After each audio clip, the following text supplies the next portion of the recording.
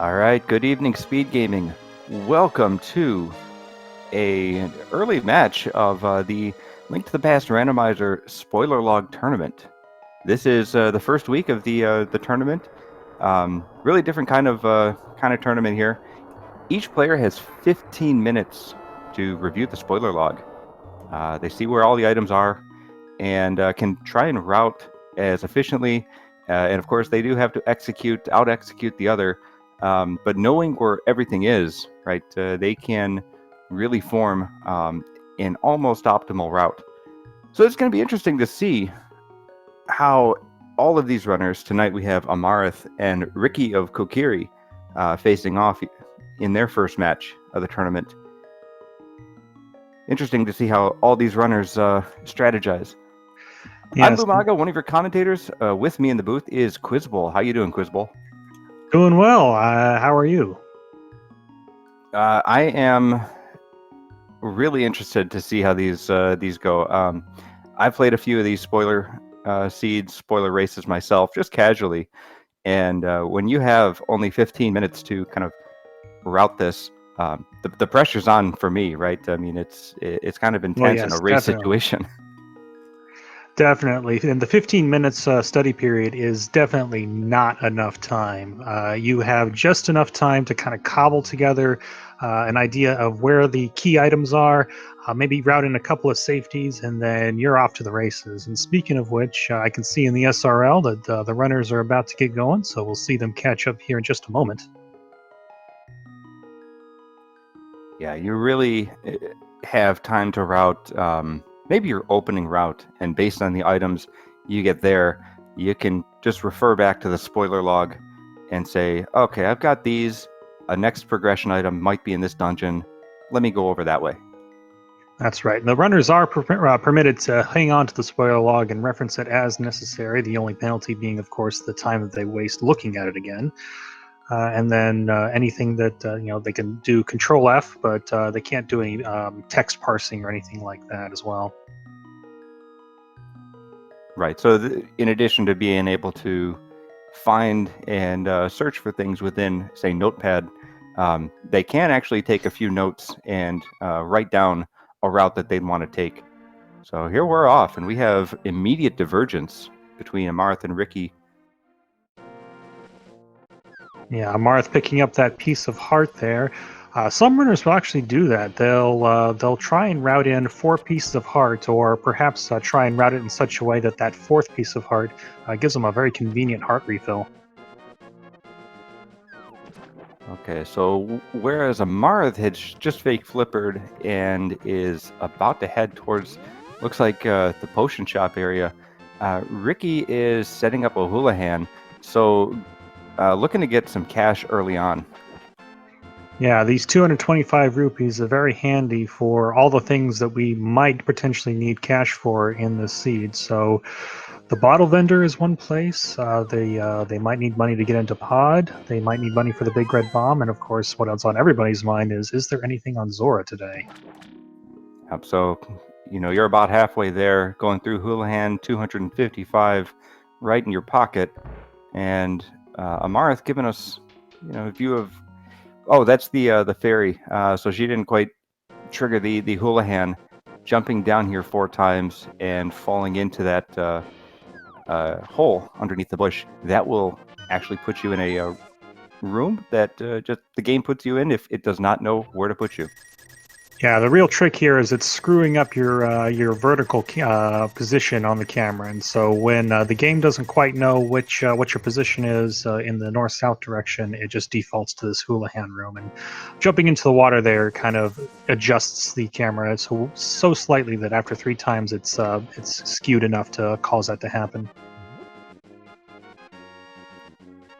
All right, so Ricky farmed a few bombs and used one for the race game for a sword early on. Yeah, the guy calls it trash, but swords are very valuable in this game. Yeah, probably one of the first things you look for when you find when you get a spoiler log is, where are my first 1 or 2 swords? Yeah, and with that in mind, they want to make sure that if it's all possible, try and at least get up to Tempered Sword because the Tempered Sword is going to make the fight against Ganon so much easier. Bottle with a B. Looks like could be something over on Sick Kid, maybe using that to get a few more bucks off of the bottle vendor.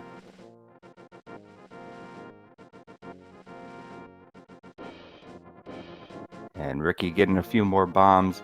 There's 2 spots in that area which will have a 50-50 chance of spawning a bomb.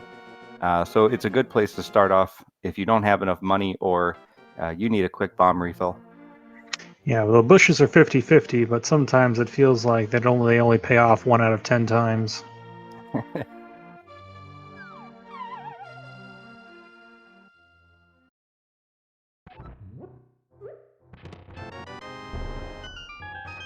Amarith heading over here to the Kakariko well using the only bomb she has left to open the back and trading for 10 bombs, but also grabbing the mirror out of there.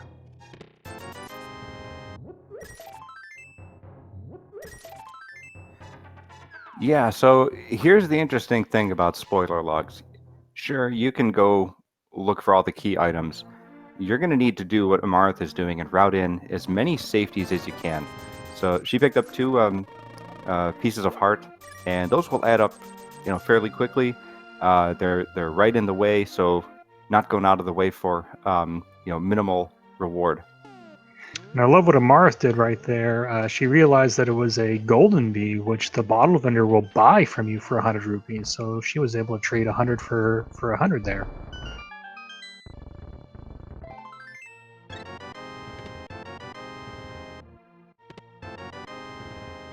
And as we find the hammer over there in Blind's basement, we find the fire rod and the boots over here in the mini Moldworm cave.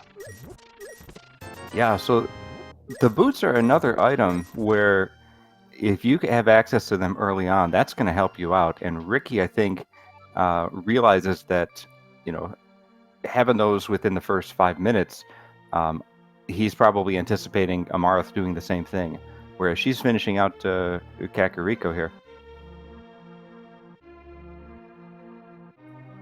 On to Bonk Rocks.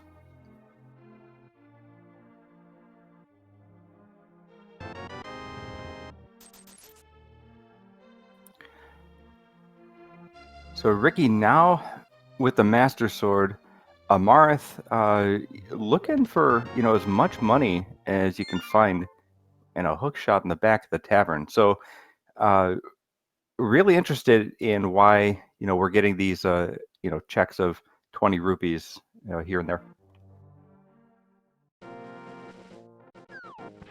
And Ricky has discovered that the bush crabs over here are giving out 4 bomb drops there, so easily farming up to 10. That information is actually in the spoiler log as well. It's down at the bottom. You'll know what your tree pulls are, and you know what your bush crabs give away. So I think Ricky is about to do the same thing with the tree pull here because I did notice that our tier 2 tree pull is 20 rupees. So if he's interested in farming up some more cash, that is a quick way to earn it. Yep, spoiler log will give you all of that and more. Stun prize, all of the crystal requirements, of course, which we didn't actually call out. If we do that real quick, the R5-6 are TR and Eastern, and we've got pendants, green pendant out in Hera, Swamp Palace and Ice Palace are 2 other pendants. You see Amarith is over here in Mini Moldworm Cave using that hook shot. Unfortunately, the Mini Moldworms being very trolly in their positioning, but definitely a good weapon that kills them instantly. So yeah, much she safer. can pick up her fire rod and boots. Much safer to use that than try and waste your bombs, because those mini Moldworms will evade those bombs pretty easily.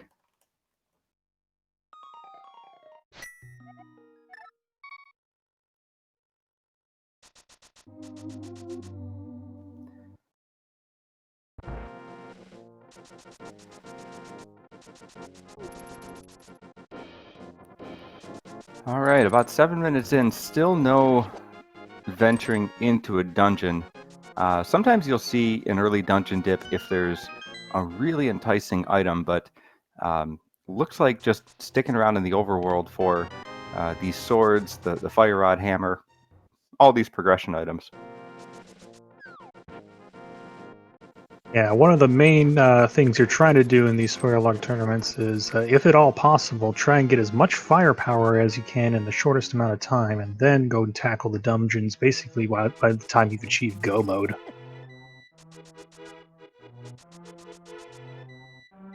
As a consequence, these seeds do tend to be a lot shorter than your typical matches, whereas a typical match will last somewhere between 2.5 hours.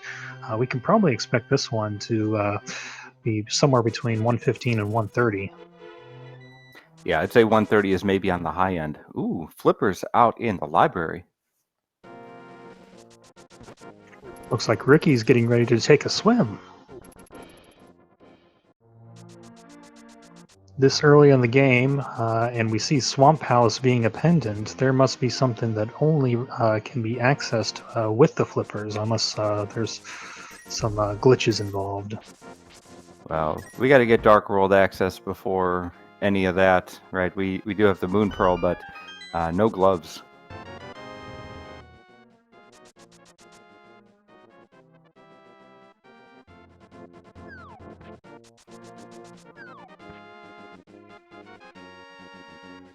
All right.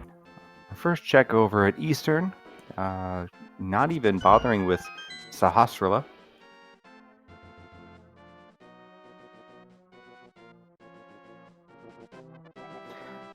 This is where you were saying the seeds are quite a bit shorter. You know what is junk, so of course you're not going to go get whatever might have been in Sahasrara if you don't feel it's valuable.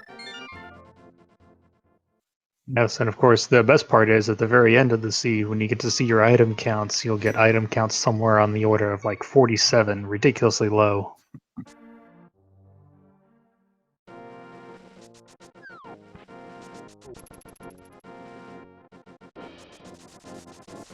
So Ricky over here in Eastern, heading over to the right side here. I believe this is the vanilla map chest.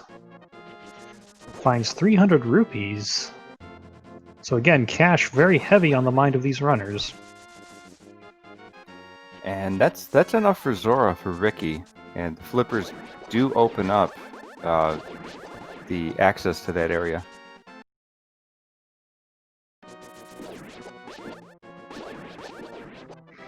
Yeah, and I see there's some questions there in chat. Yeah, the spoiler log tournament, the runners are given the spoiler log 15 minutes ahead of time, and they have that 15 minutes to study it and plan out their route, and then they're off to the races. So they know where everything is. It's just a matter of figuring out the best way to get it all. And yeah, we saw on Ricky's side there, as he swam over to Zora's area, that there is a glove sitting there on Lake Hylia Island. So how teasing it is, that's part of our Dark World access picture, but you need Dark World access to get that one.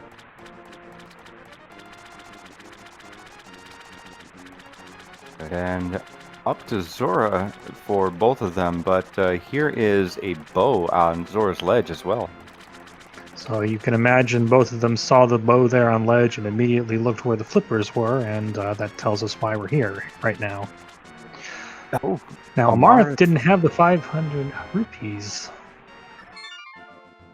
And unfortunately, he's missing out on that glove that Ricky just picked up. That's huge. Just about 64 rupees short, whereas Ricky has surplus, coming away with the glove and the bow, in a bit of a better position now. Yeah, so you can imagine Amarith is probably on her way to go and clear out. So this might have just been a routing decision here, wanting to go ahead and get the bow so that they can take care of Eastern all in one trip. And then afterward, we'll definitely have the 300 rupees from inside to pay off Zora at a later time.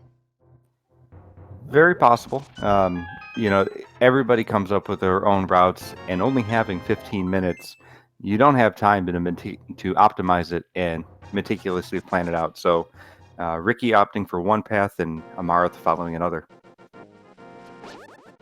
And we see that Amarith has actually opted to go ahead and stop in and say hi to Sahasrahla. In exchange, she gets an extra heart container. Again, routing those safeties, you kind of have to imagine how good your opponent can do with fewer hearts, and you're gambling. Can you do the same, or do you need a few more? Yes, knowing yourself is just as important in this. You can opt to go in to a fighter sword cold stare fight with only 4 hearts, but you got to ask yourself: are you capable of pulling that off? I know for a fact that I probably am not, and so I would definitely be routing more hearts in myself. Yeah, cold stare on that low is about the limit of even the top tier runners. We didn't mention this. There was a flute out in Hype Cave along with another heart container. Yeah, those are definitely the easiest ones to pick up. You're right there next to a required item, and so you always kind of want to look at the chests nearby and say, "Hey, is there an opportunity for me to grab a safety or two?" And there's a prime example of one.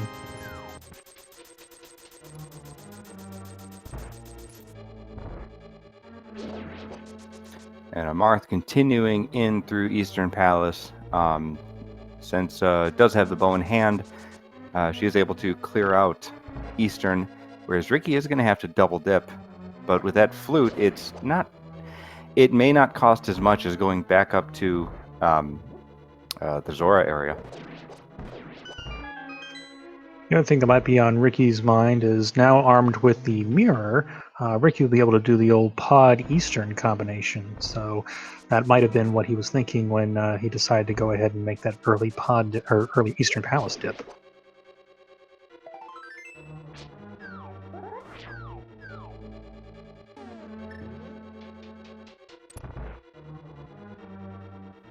Yep, so for a second I thought he might not have wanted to activate the flute right away, but saving that portal and just mirroring out to the light world, then activating, I would imagine we have, a trip through Village of Outcast or even Thieves Town at this point for Ricky.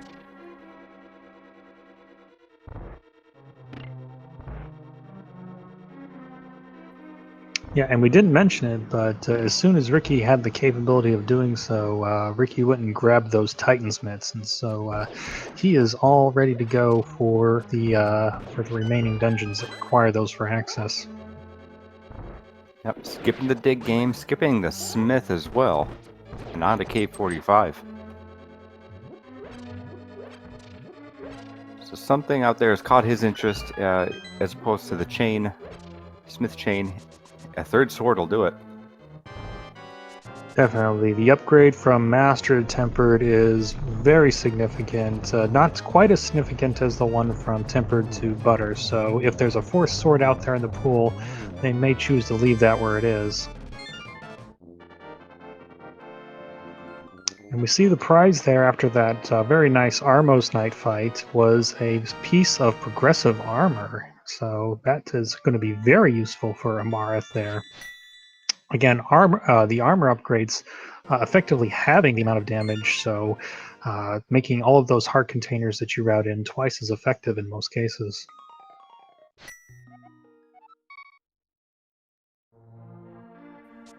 Yeah, as you mentioned earlier, getting as much firepower as you can, as quickly as you can. It just opened up so much getting those gloves for Ricky here. So he's up on Dark Death Mountain and can really clear out, I think, all of Death Mountain with this. Yep. Yeah. He is lacking a couple of items for his Turtle Rock access, but that would be those being the Ice Rod and the Quake Medallion. But all the other things here in Death Mountain are available. So spending the time to get the cape out of that. Have not seen Bumper Ledge yet, but that's the progression item for that area if there is such an item. Although it is a good safety, and he was right in the path.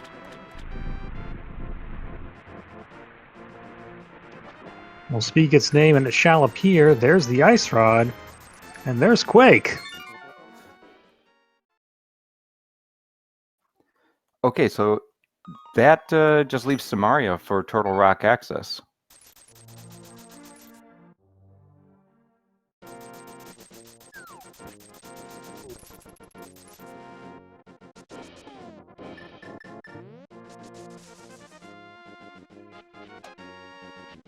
We see now Ricky going into Spiral Cave, which is one of those checks that does take a few extra seconds to commit to. So there must be something meaningful down here that he's chasing. Meanwhile, we saw Amarith go and finally pay off King Zora for her Dark World access, and is now kind of repeating, "Hey, look at that!" I mean, Samaria. you were just saying they're missing a few items for Turtle Rock, but Ricky knew exactly what he was doing, and I would not be surprised to see a Turtle Rock play very soon. It is risky going on 5 hearts, though. Yes, definitely with those chain chomps. I think those will one-hit KO even at full health. So that might be some strategy behind that cape that he picked up.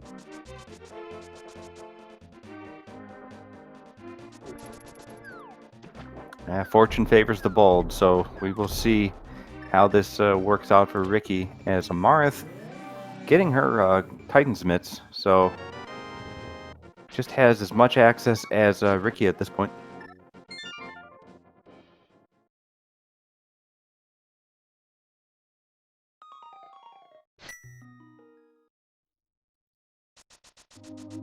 And Ricky just picked up the lamp. So that'll make darkroom navigation a whole lot easier. And it looks like he's going to go ahead and save and quit out. So even though he has the capability of doing Turtle Rock, it looks like he's probably going to save that for a little later in the run. I mean, wouldn't you? I sure would. Yeah, that is a good point. I don't like doing Turtle Rock on Red Mail and 10 Hearts, so I can't blame Ricky here. Let's welcome everybody from SpeedGaming. Welcome from whatever you were just viewing. We are watching a Link to the Past Randomizer spoiler log tournament where these runners will get 15 minutes to review the spoiler log, so they will know where all the locations are. Just have to study it, come up with an optimal route, and hope to out-execute the other. Yeah, so you can see we're already 20 minutes in, and a good portion of the trackers are being filled in. Ricky looks like may have a slight lead over Amarith at this point, just because he had a little bit more efficient routing getting the required 500 rupees to get the glove from Zora, which gave us our initial Dark World access. But Amarith will be quickly catching up here as she goes around and kind of replicates all of the checks that Ricky's been doing over the past 5 or so minutes.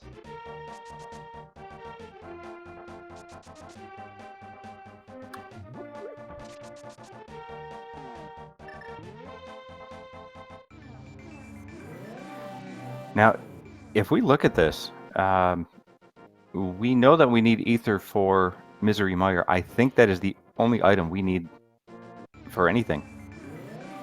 Yeah, we're in Ether Go mode, aren't we? That is correct. There is absolutely nothing else that Ricky needs. So at this point, it's all down to how many safeties does Ricky want to get. And speaking of which, he goes ahead and picks up an extra heart container and heart piece as long as he's passing right by Sahasrara's hut. Yep, and Ricky going back, gonna do that pod Eastern combo you mentioned earlier. Make sure Kiki's following you. If you when you take the mirror portal back from Sahasrara, you need to just lag a couple extra seconds because when you're in iframes, Kiki won't be following you. We see Amarith is doing a world tour here with the purple chest, so she seems to think that that this was something a bit more valuable than Ricky was thinking about. And it's those silver arrows. Yeah, so Ricky completely abandoned those early on. Advantage to Amarith through a few spots. already has done Armos, but Vitreous is trivial with those, and of course they help on Ganon. Yeah, and that's actually one of the harder call to make. So obviously, it took Amarith a couple minutes to do that, having to rescue the blacksmith and then take the purple chest across. But because she routed that in along with getting her third sword, I think she may have actually made up the time there. Whereas Ricky was just happy to get a third sword there from Cave 45. Is probably just going to plan to do Ganon silverless.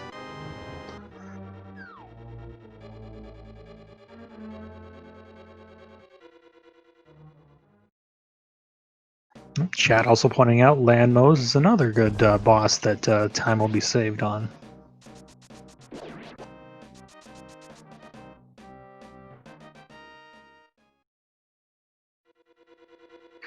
Now, Ricky here in Pod, it is kind of interesting. Usually, when you're routing out these spoiler log races, you're really concerned about your items. So you're trying to figure out, okay, where's my fire rod, where's my ice rod, etc., etc. But the really high end runners will start looking at key logic, and so Ricky's gone here in Pod and has found several keys, but is looking for the big key, and it might be kind of parked near the back here. In a less convenient location. Yeah, as we mentioned, ether is the one thing we're looking for. So just needs to find that plus the big keys and enough small keys to get through the dungeon. Going to the left side, so the Dark Maze area. So Amarith heading back towards Mothula. No other treasures to be gotten in Skullwoods from her just yet. And this Mothula fight can be really trivial with the Tempered Sword.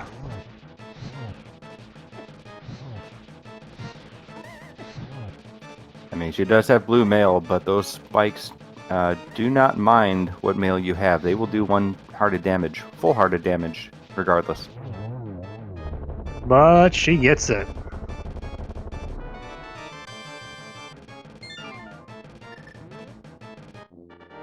Crystal number 2 at about 24 minutes 52 seconds.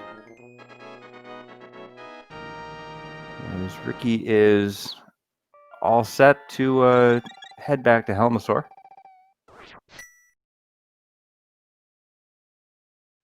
And a warm welcome to everyone joining us from SpeedGaming 2.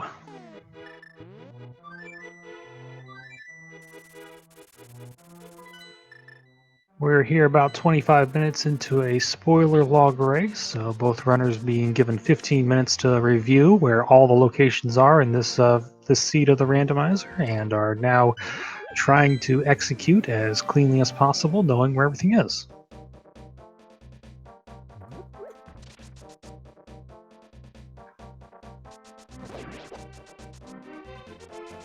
Yeah, one of the big differences here in this race so far is Amarith going up to Zora without enough money, but did clear out Eastern Palace a bit earlier. Ricky did have enough money, got the gloves off of Zora, and is going to combo here, Pod Eastern. Those gloves actually lead you to some progression up in Dark Death Mountain. That's where that ice rod is, and the Quake Medallion.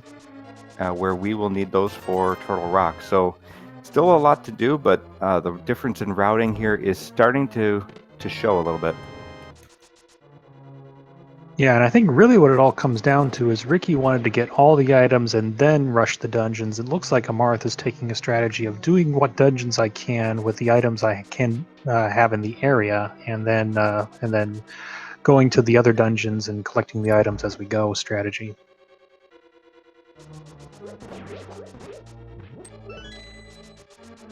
Yeah, and actually, either scenario, either decision is valid. You never know what the opponent is going to do, so you just try your best after studying a spoiler log.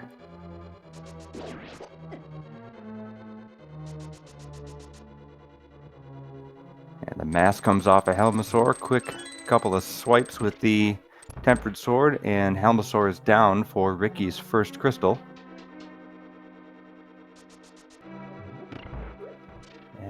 Ricky is actually starting to look pretty good as far as hearts go. Up to 8 hearts, and then some partial hearts. Still plenty of time to go, so may end up with 10, 11, 12, even more than that if he finds them along the way. Yeah, we didn't mention this earlier, but he did drop into the back of Escape and picked up a potion with blue goo, which is very useful in this situation. So doesn't have to make an extra stop over at the potion ladies, and gets the nice safety off of it.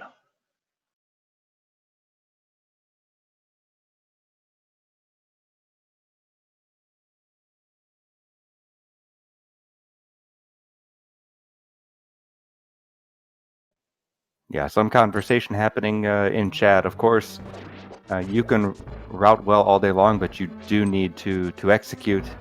And one commenter, our tracker actually, Semimus, is mentioning people have misread the spoiler log. I'm guilty of that myself, and you just got to double check and make sure you're confident in your decisions.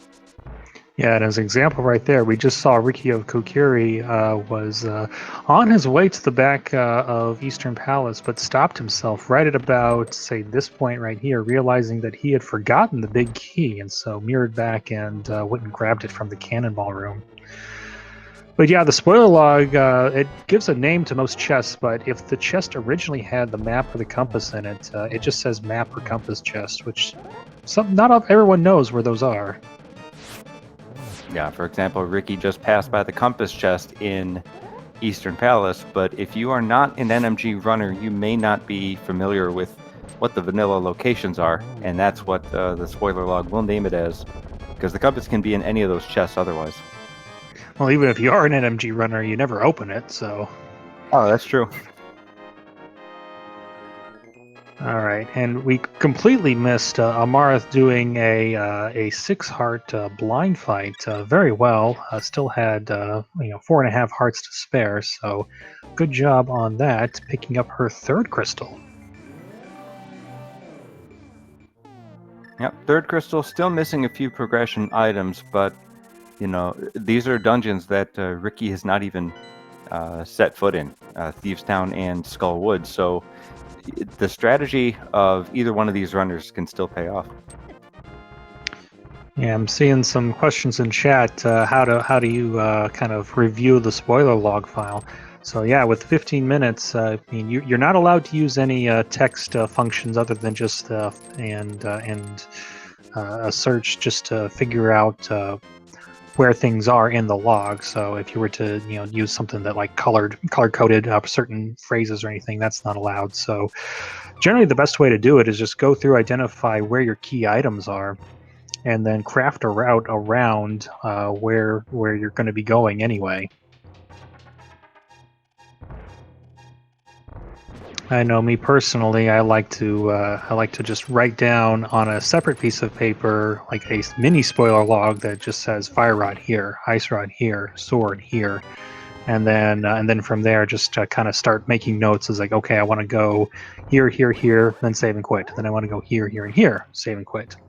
Yeah, there's a lot of interesting ways you can start to just kind of form a route. One is, of course, as you mentioned, write down this is where I want to go. Any sort of like spreadsheet, as long as you are manually putting it in, you can take the notes there. I did see one suggestion in one of the Discords, it may have been the spoiler log Discord, that they would print out maps and laminate them and use a Sharpie marker to or a dry erase marker to plot out a route, which I thought would have been interesting, albeit a bit time consuming. Yeah, or I was actually thinking they wanted to put it on a transparency and use a dry erase marker so they could erase it between matches. So, which I thought that was brilliant. So if you had enough desk space to do it, yeah, go for it. Yep, as long as you are the one parsing it and you're not leaving it to technology, you can do some very creative things. This is a competition about who can come up with the more efficient route rather than who has the better software. Oh yeah, and there he is. I remember who it was that that said that. It's Ye Old Fart Gamer who's in the chat now. So yes, that was your idea. Yeah, very clever suggestion.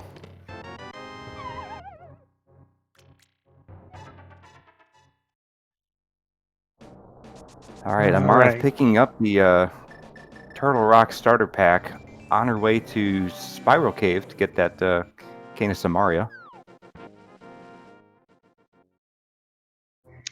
Now we see Ricky over here in Desert Palace went and grabbed the small key and is heading over here to the right side.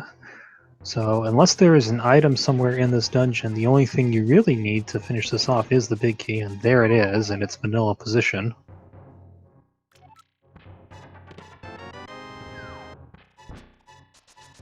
It looks like Ricky's interested in what might be in the big chest over here. Well, could be a safety, could be that ether medallion we're looking for. Maybe a fourth sword. There it is. But there it is. That's it. The Ether Medallion. And so that actually puts Ricky into go mode officially now. Yeah, 33 minutes, 30-second go mode is doing pretty good. It's unheard of for an open seed, but a spoiler log is pretty good.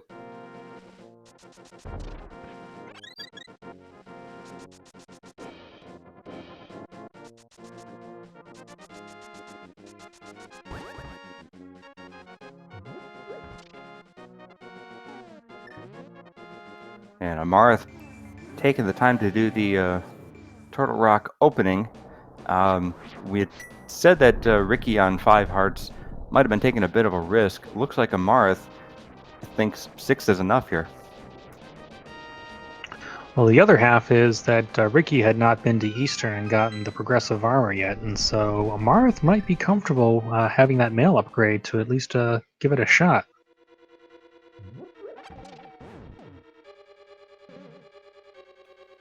Yeah, I think maybe the biggest deterrent might be offense more than defense here, because both of them do have the tempered sword, but if you're on maybe low health but have the tempered, you can squeeze your way through the Trinex battle.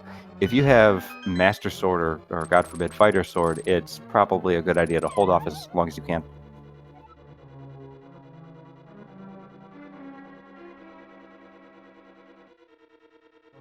Marth wisely choosing to dodge these spiky rollers. They still do a full 2 hearts of damage every time you take a hit.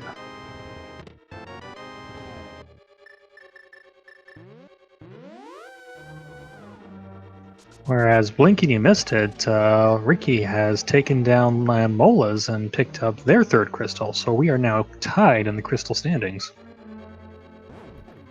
Yep, and going through 2 of the maybe longer dungeons, so Turtle Rock, of course, being the long one here. Meyer has a chance to be rather long, depending on where that big key is. That's where Ricky's headed. You mentioned this earlier, Amarith taking the extra time to go and get her silver arrows, whereas Ricky is going to be doing this without silvers. And so there's another time difference that'll happen as soon as Amarith gets there to clean it up.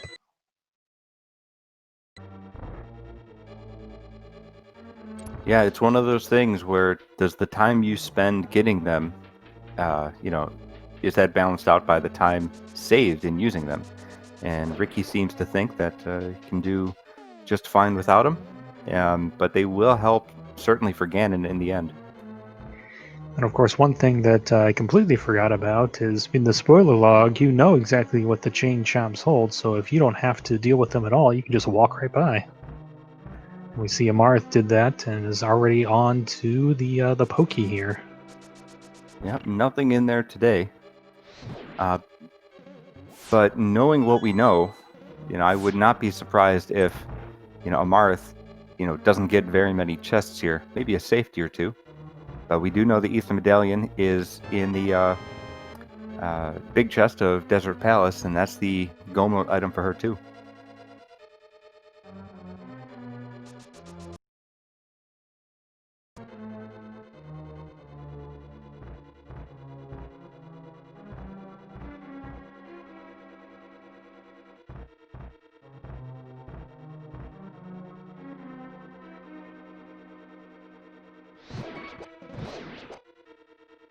Martha's going to have to be a little careful, down to 1 heart left. At the very least, I was going to suggest maybe she should go outside and see about taking the checkpoint by heading outside the dungeon, but it looks like she's going to press on.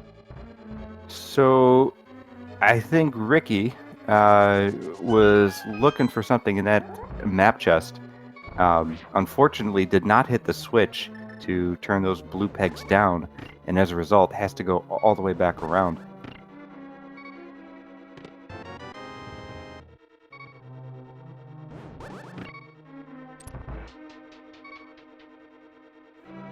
Yeah, and of course, it looks like that this is going to be our big key.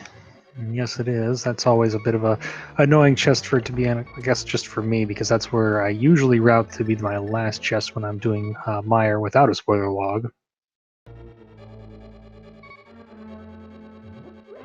Alright, Amarith gonna have to be a little careful. Picked up some safety hearts. Dodging those fire bars ever so deftly. Yeah, you can see she was hook-shotting the hearts in the hopes of getting the glitch where you sometimes accidentally get 2 hearts when you pick it up, but unfortunately not working out.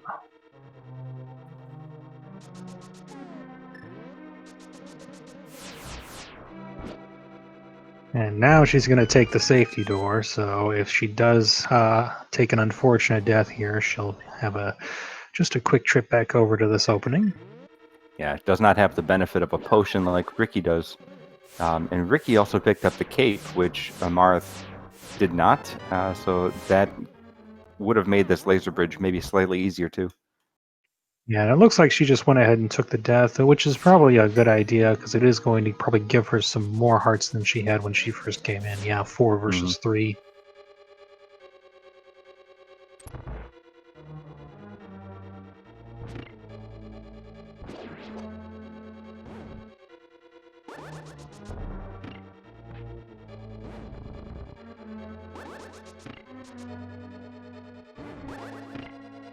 That cane dash giving Amarith a little bit of trouble, but eventually makes the way through the room.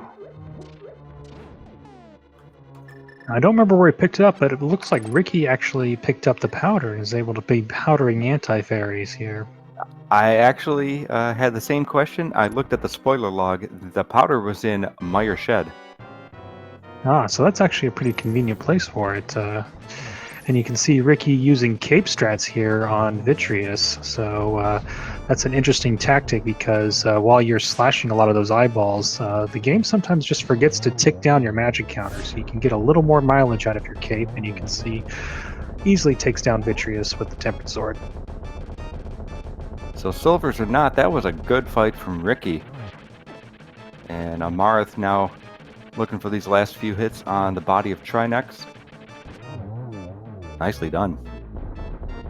Yes, that's always very harrowing because there was one more hit and it would have KO'd her. So very nicely done.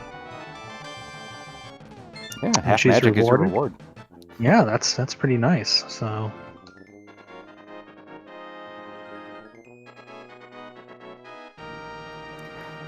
here's the last few bits for Ricky. It looks like he's going back to Village of Outcast, can knock out Skullwoods and Thievestown, which Amarith has already done. And then on his way up to Turtle Rock would be the next logical choice.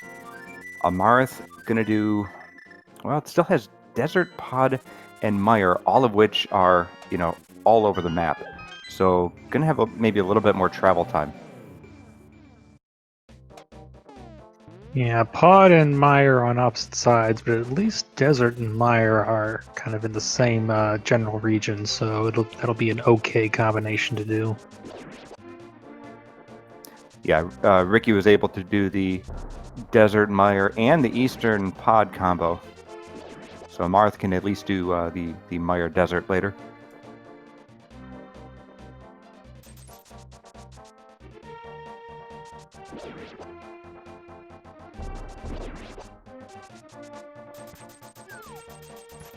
Well, I don't think we mentioned it, but our 3 pendant dungeons today, Tower of Hera, Swamp Palace, and Ice Palace, neither of our runners have set foot in there, and based on what we can see in the spoiler log, I pretty doubt that either one will set foot in there.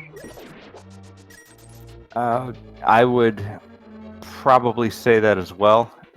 With the amount of safeties we have, we'll get half magic regardless off a Trinex, and you've got 8 hearts. You'll probably get more, maybe up through the tower. I don't see them going anywhere they don't need to.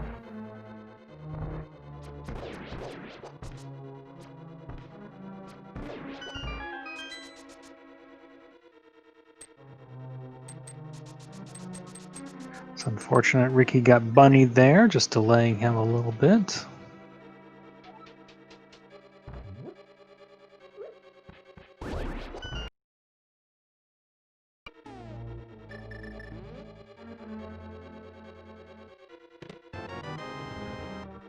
Ricky on to the Mothula fight. Quick. Wow. Yeah, there's only 3 spikes despawned, so that's kind of a telltale sign of how well your Mothula fight went. If you only had 3 spikes go away, that means you got it pretty quickly. Indeed.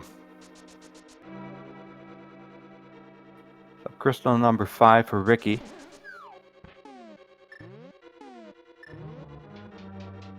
Now, he does have Turtle Rock to do, which is a bit longer. Amarith going to be left with 2 shorter dungeons, although the big key in each is not in a real quick location. So this is really close here. Looks like Amarith setting up for a hammer yump here.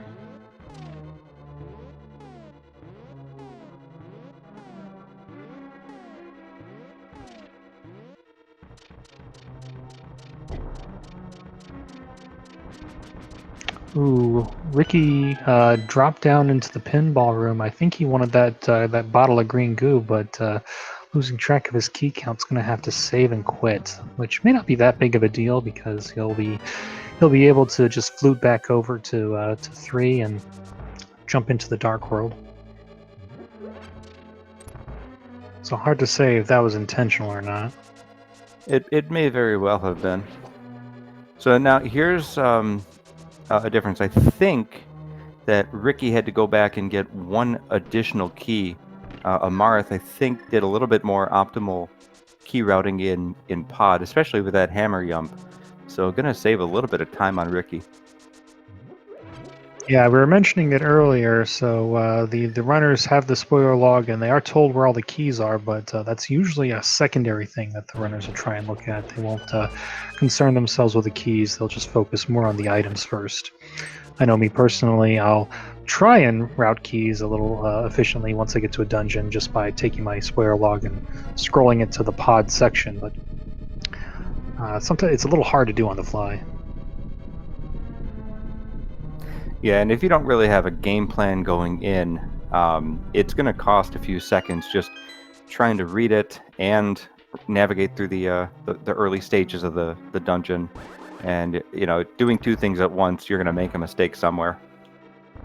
Well, that in 15 minutes, certainly not enough time to get everything you need out of that spoiler log.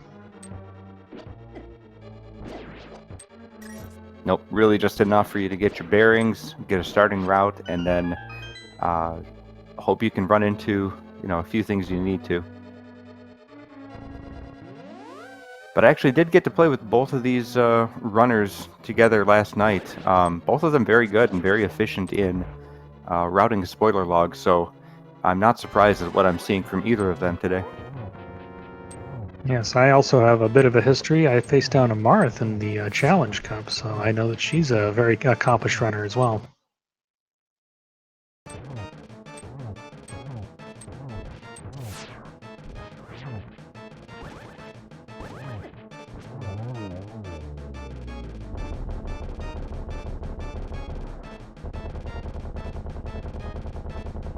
With that, we're tied back up at 5 crystals apiece.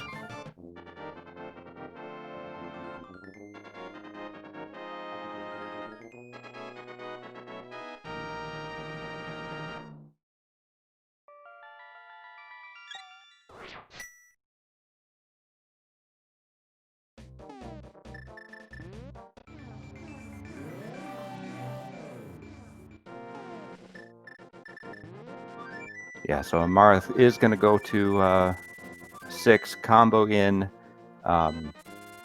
making a liar out of me. We'll eventually go to 6 and combo in Desert and Misery Mire. Yeah, I think that empty bottle was weighing on her mind and wanted to fill it with a nice blue potion to make her feel a little better for the remainder, especially with the Vitreous fight. You definitely want to make sure that you have safeties available for that. Yeah, with 6 hearts, you don't have much leeway to even use that potion, right?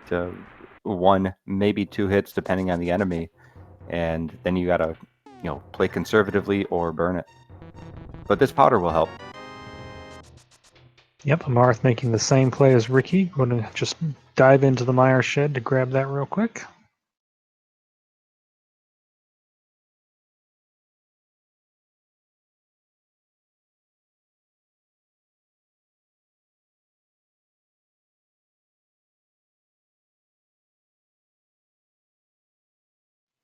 Got a little bit of a stream issue, but we'll get back here in just a moment. I imagine that Amarth at this point is mirroring back to Desert Palace because she will need the Ether Medallion that's in the big chest before trying to open up Mire. Oh, there we are.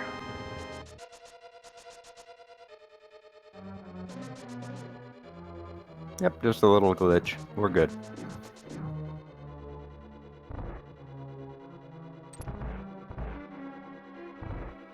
Ricky getting a little bit off script, but onto the 3rd phase blind.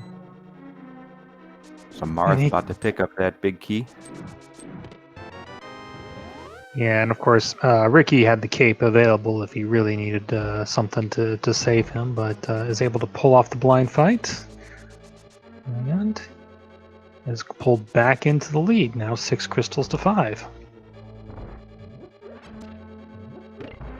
Well, don't look now, though. Amarith is just about to be in go mode with this Ether Medallion.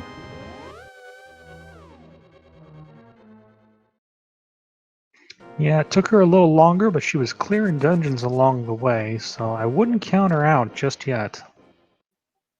Oh, definitely not. This is pretty close. So Ricky about to head through Turtle Rock, and we know that the big key is in the vanilla location on the lava chest.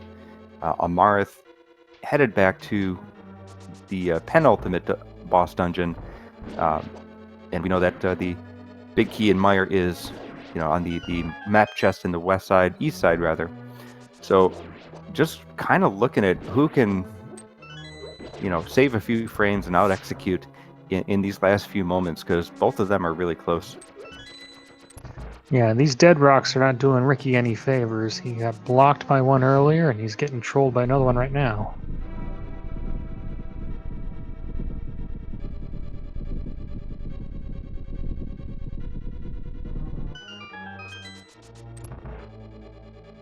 Well, Marith, armed with the teeth, half magic and fire rod, or silver arrows, take your pick for Landmo.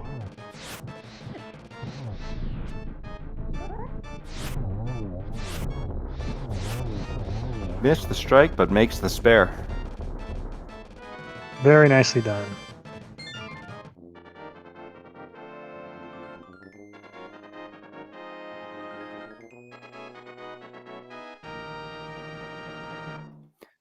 And so actually, Ricky being on top of the mountain will save himself a little bit of time. Amarith has been up here, and now will have to come up here again after Mire. So it's a little bit of a shorter travel after TR. All these little things where, you kind of plan out a rough route and then figure out the details as you play. This is where it comes together.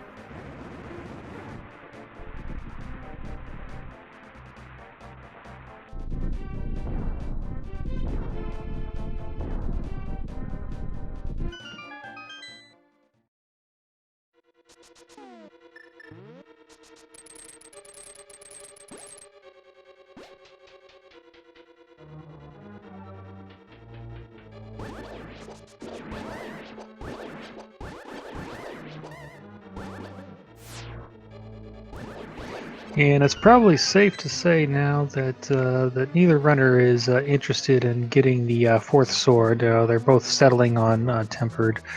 We'll reveal now that the fourth sword is actually hiding away in one of our pendant dungeons, Swamp Palace, containing our fourth sword. Definitely something that's going to be a little out of the way, and neither runner is going to be interested in going after.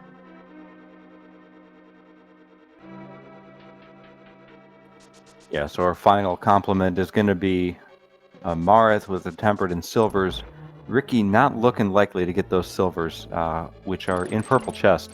So he's going to take a silverless tempered fight to Ganon. And there's another metric on which these two runners. So we were saying that that Ricky might make it to Ganon first, but will he get there in enough time to make up for the time difference that silvers versus silverless gives you?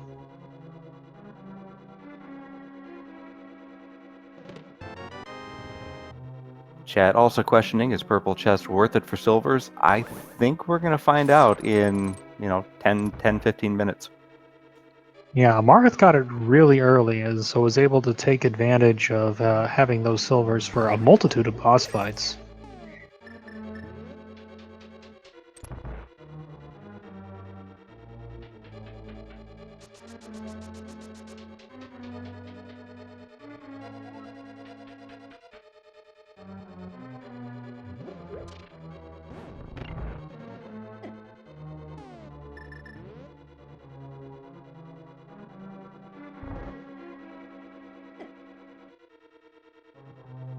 Powder coming in big for Ricky.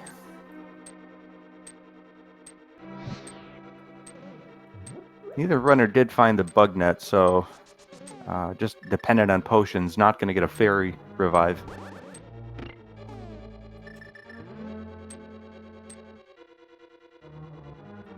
Yeah, I think I remember that bug net in one of the pendant dungeons as well. So definitely not something that we're gonna see creep into our inventory at all.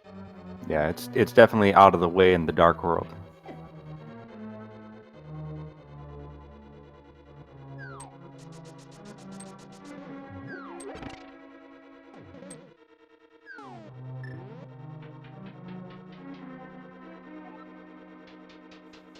I think this is gonna get pretty close. Marth is at the Vitreous fight, and this is one of those silver arrow blink and you miss it.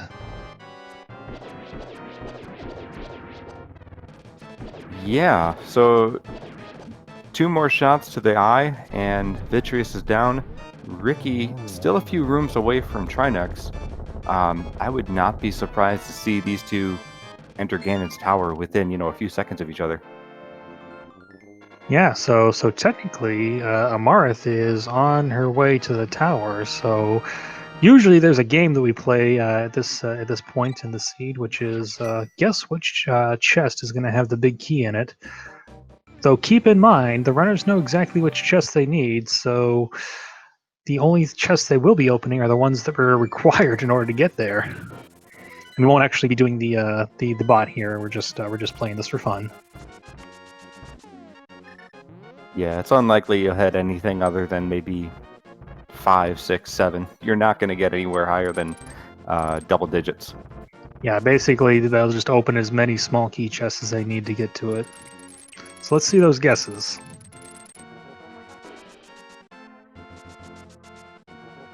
Or better yet, yeah, let's do that. How about people just guess which chest, like specific chest it's in? That's a good one, because we do say tile room, and tile room, is very possible, and that could be the first and only chest that they go to.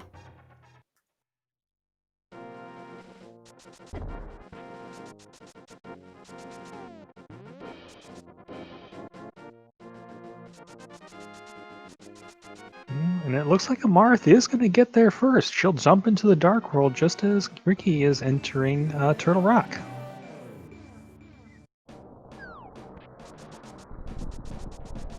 Yeah, so really depends on small key layout, big key location, and then execution up the gauntlet. As Amarith about to open up the tower, Ricky on the final phase of Trinex.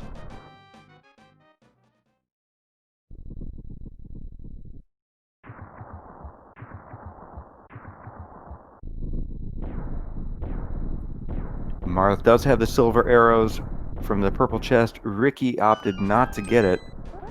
So that is one other thing to consider here.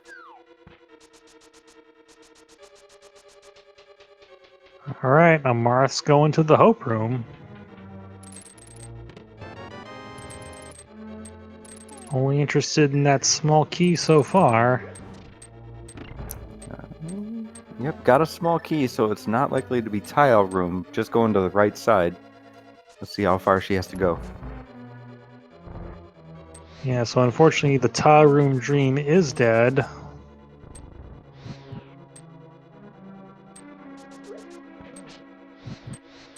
Although if there is one seed you want to get tile room, it'd be one of these, because at least you know what you're in for. You don't go and open 21 other chests before you get there.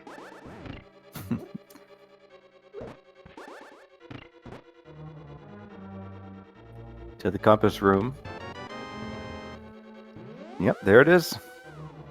Yep, and Amarith wisely going on into the next room to grab one small key before mirroring back and heading up the tower, because the last thing you want to do is get to the top of the tower and realize you don't have a key.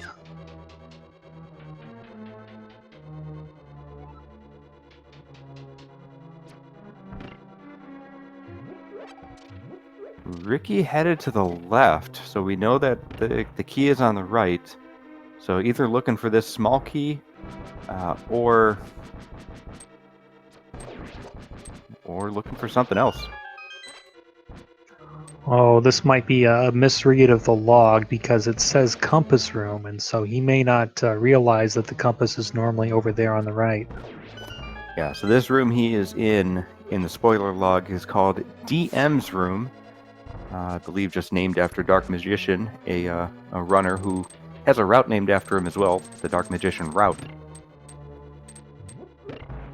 Well, we might be wrong. So that was the other thing that we didn't consider. There is the red mail over there in Dark Magician's room, so that might have been just what Ricky was interested in. Okay, So I could buy it. Yeah, because it's important to note, Amarith is going to go to the Ganon fight 6 hearts and blue mail. So I believe that's only 2 fire bats of leeway there. So Ricky may be taking the safety play here in the hopes that he'll be able to finish if Amarith takes an unfortunate death.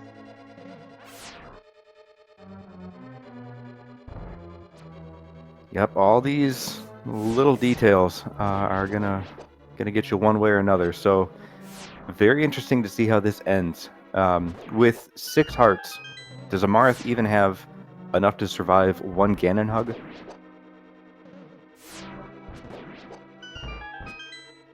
I'm trying to remember, and I think it's 8 hearts for green mail on a Ganon hug, so it might actually be 4 hearts for Ganon hug on blue mail.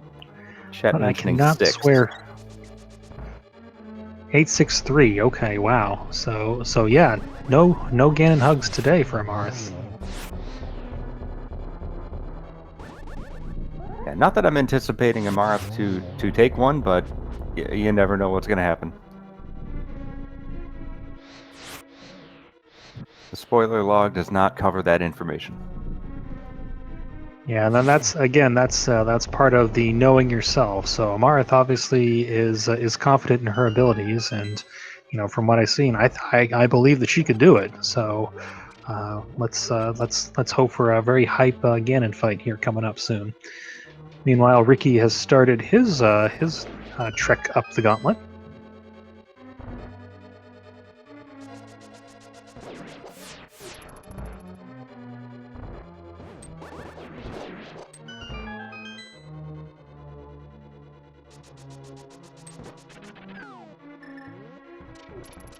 Yep, so far so good for Amarith, taking care of those Wizrobes with ease. Just does have to be mindful of health.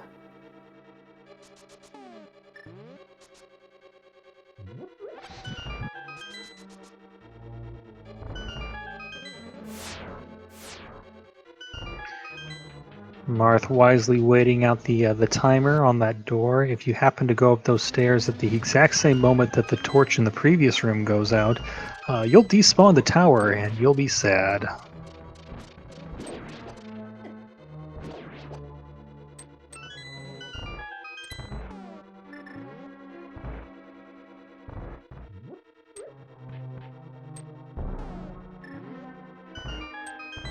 Yeah, and that would require you to mirror out and reset the tower. You got to do that whole climb again. And there's a quarter piece of heart. Amarith must have been keeping track because she now has that 7th heart. So she can survive one Ganon hug. Yeah, and we were mentioning that kind of early in the seed when she picked up the very first heart piece at a Link's house. So that was for good on Amarith for counting that far ahead into the seed.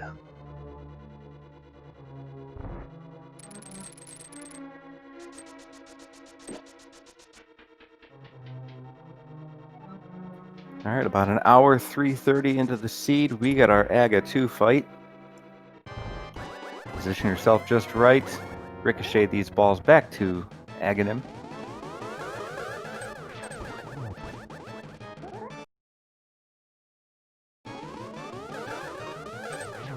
Starting off with a single and a double.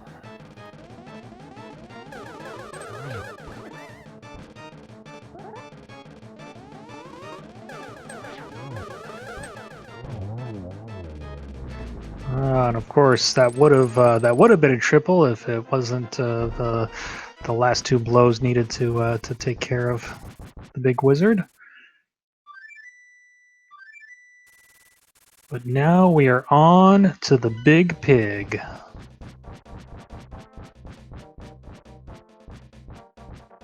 Yep, 7 hearts, but one of them is empty, so really gonna have to be mindful. Both of Fire Bats and Ganon. With the Tempered Sword, I don't see it as a huge problem for Amarith. Yeah, and let's not forget, Amarith did stop in at the potion and has 1 blue goo refill.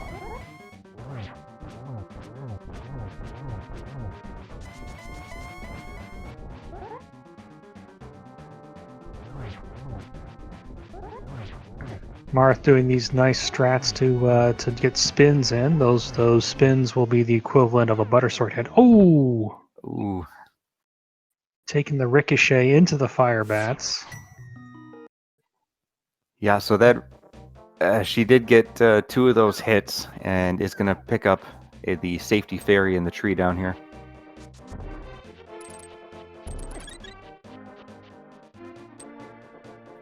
Gives Ricky a little bit of an opportunity to catch up.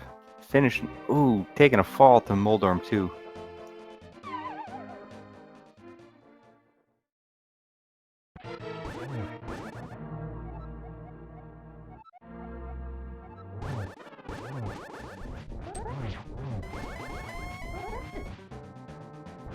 Oh, and there's that Ganon hug. See, 6 full hearts.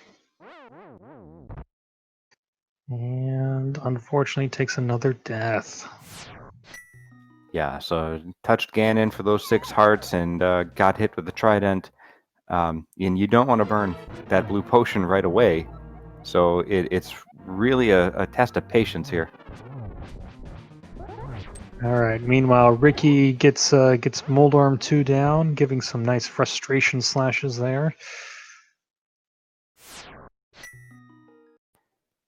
Ricky catching up. This is now going to be round 4 for Amarith, and Ricky onto Aga 2. Yeah, and it's important to note the runners are allowed to watch both each other and the restream, and so you wonder how much nerves might be playing into this performance here on Amarith's side. She may know that Ricky is gaining on her and is trying to make this as hasty as possible.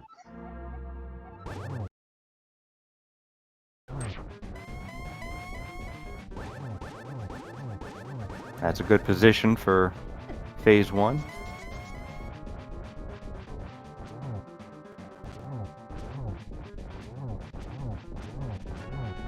Nice triple Aghanim there on Ricky.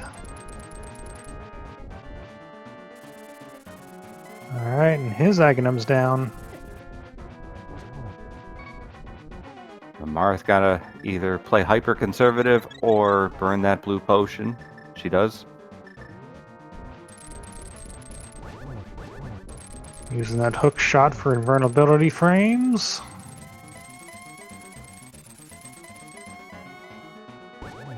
There's All phase right, 3. we're on. As Ricky drops in.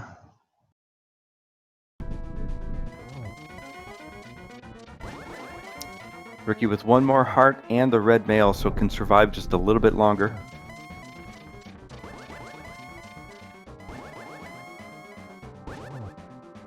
But does not have the silvers, and that will certainly help Amarith in this last phase. 4 more shots to do it. 3 left.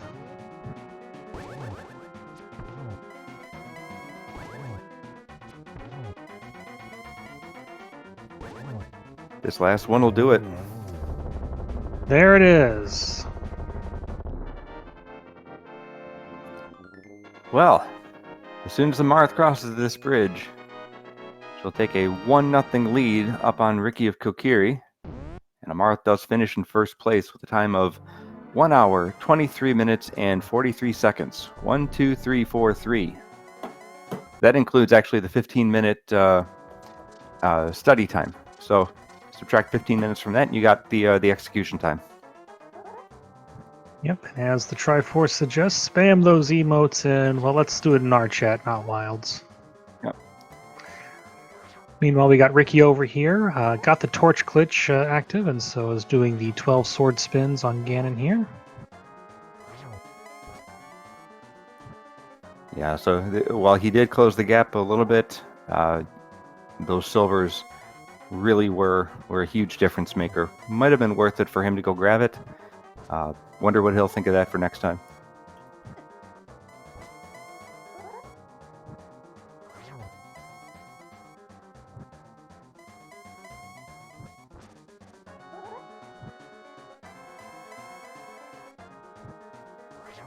I've lost count of Ricky, but I know he's got to be getting close here.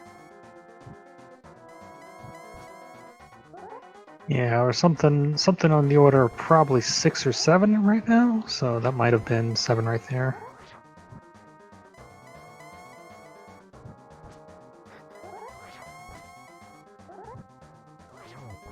Yeah, worst thing for Ricky here is if he bounces and takes a fall, but he's got to be getting down to the end.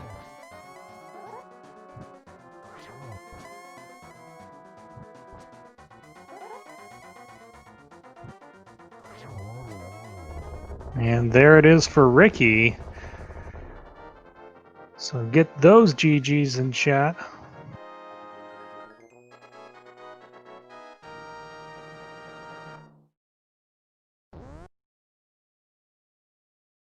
Yeah, GG to Ricky, finishing with now a time of 1 hour, 25 minutes, 45 seconds, including 15 minutes for study time at the spoiler. GG. Yep, and we'll try and get both of our runners in here to do an interview. And it looks like we are joined by both of our runners, Amarith and Ricky of Kokiri. GG's. Thank you. Heyo. I was not expecting us to be that close. It was a bit rough of a route to try and get that Zora money because there was just no real good Yeah. money. So let's talk about that first, because that was one thing we noticed diverging early on. Amarith, you had like 40 something rupees left to get before getting the gloves off Zora.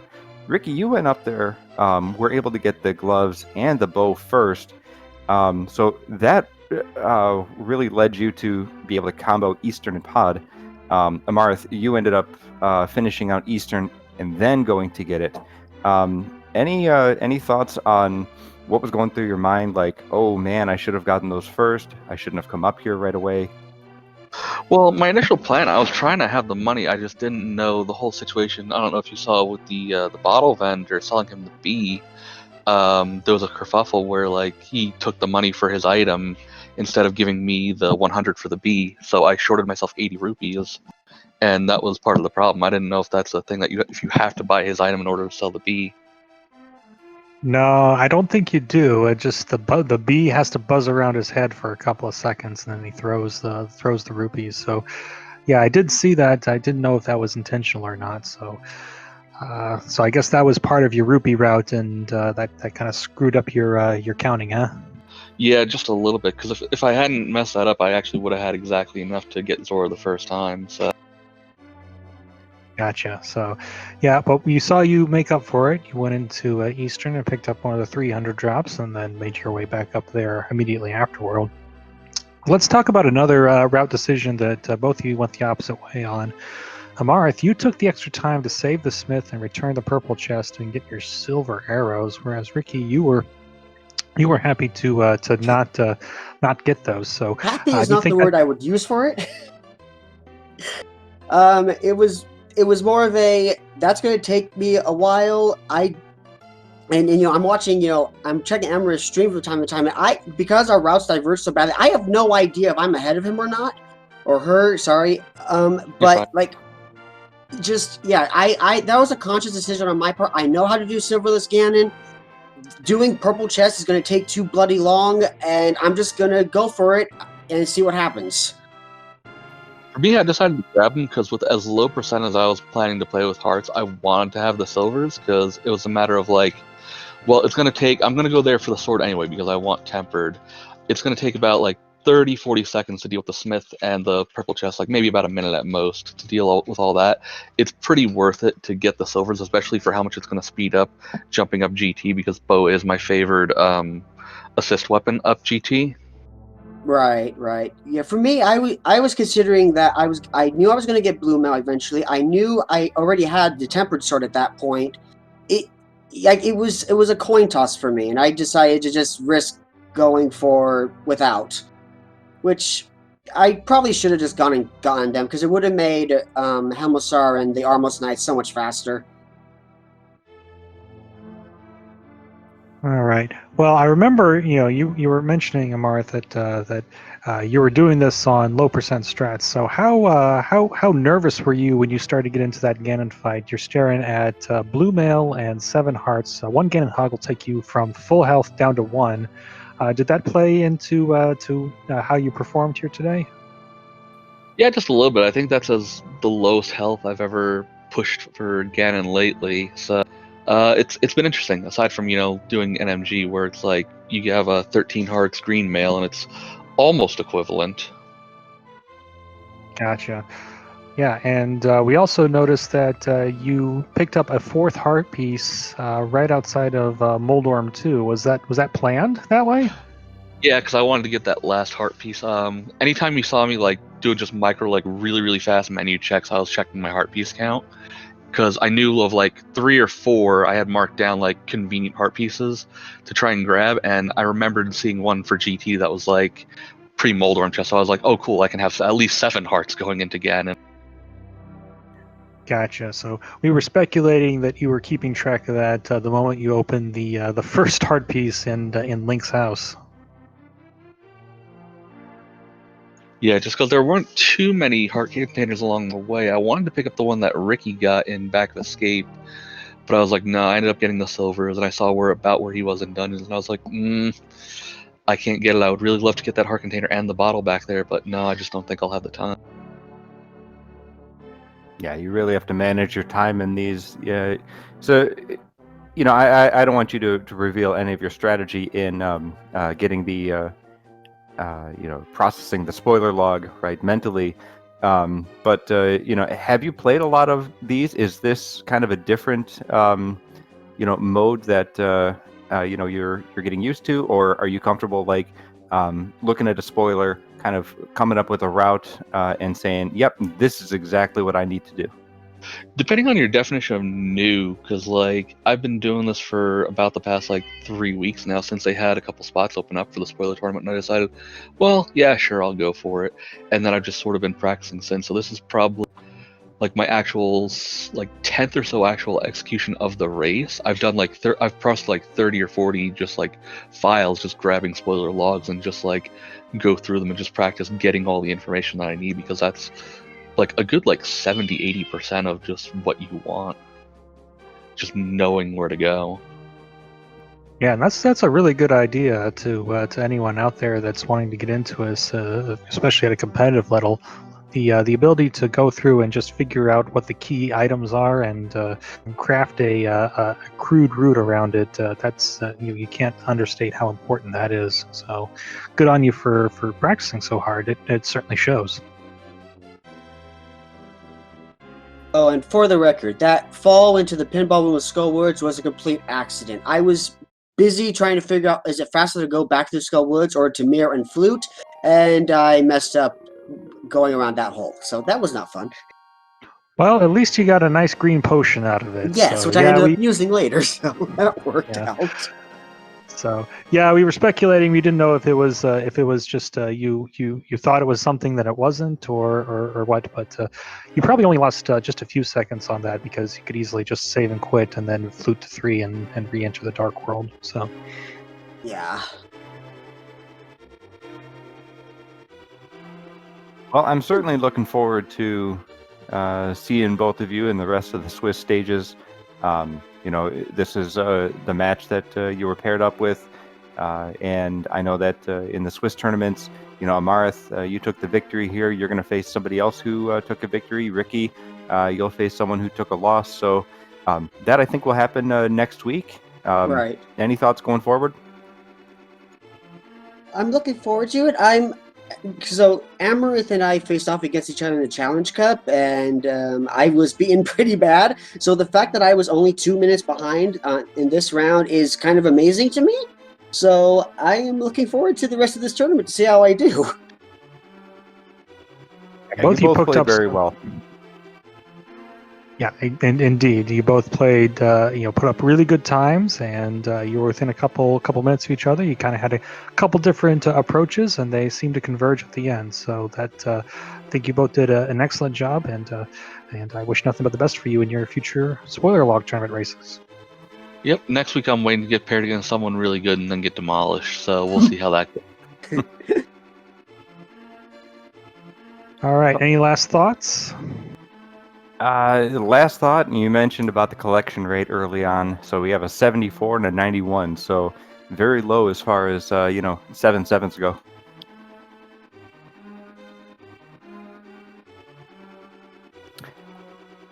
Other than that, that'll probably do it for us. So thank you to our runners for putting on a good show for us. Thank you to my CoCom Quiz Bowl, and thank you to our tracker Samimus for keeping us honest and keeping us on task. There's plenty of spoiler log tournament matches coming up. You can always check the schedule. The links are in chat. Give the runners a follow. And anything else to send us out, Quiz Bowl? Thank you to you, Lamaga, for being my co-com today, and I'll just remind everyone out there to go ahead and follow the entire SpeedGaming network of channels, SpeedGaming and then SpeedGaming 2 through 6. And one of there's several foreign language restreams available out there that you can go for. But other than that, if there's nothing else, we wish everyone a good evening or whatever is appropriate for wherever you are in the world. Good night.